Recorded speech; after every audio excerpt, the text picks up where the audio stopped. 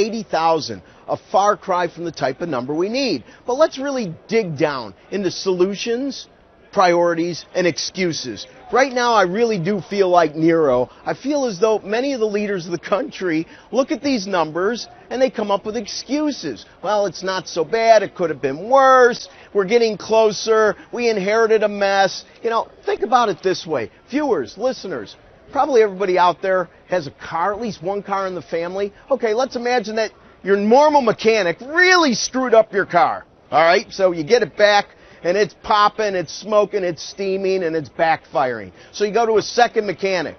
You bring it in there, and the guy looks at it and says, wow, this thing really needs work. Give me a week. Okay, can you fix it in a week? Oh, I can fix it in a week.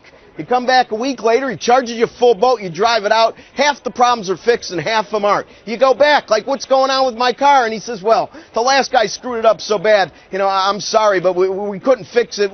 Bring it back, it'll take a little bit more time. I'm sorry, that doesn't fly. I'm from Chicago. You know how many managers the Chicago Cubs have had? They still haven't won a World Series, but they still get rid of the manager. He's the head guy. Now, I'm not sure which manager we need to get rid of, but I know one thing. I don't want this in my hand, and I don't want the smell of smoke in my nostrils. So let's talk about solutions. What would be a solution? How many people have you seen on CNBC from the business community that say things are really good, earnings look good, our balance sheets are cleaned up, we've refinanced, we have lower interest rates. Okay, they're able to use the lower interest rates. But the one thing that is upsetting to them is that they can't seem to understand how much in taxes they're going to pay, who's going to run health care, and how much it's going to cost. Don't mean to pick on those programs, but here's the issue the way I see it. In 2008, both candidates, Mr. McCain, Mr. Obama, they knew things weren't good. They were hooked in on everything because we had a lame duck president. They watched the crisis unfold before their very eyes.